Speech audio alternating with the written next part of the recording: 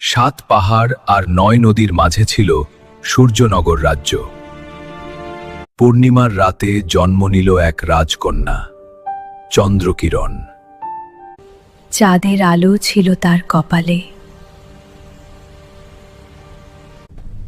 এই কন্যাই ৭ রাজ্যের ভাগ্য বদলাবে। ১৬ বছরে পা দিতেই সে হারিয়ে গেল। সে এসে পড়ল মায়াবনে। এই জঙ্গলের রক্ষক অগ্নিবীর।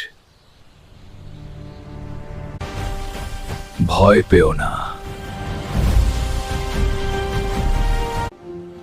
ভয় থেকে জন্ম নিল বিশ্বাস।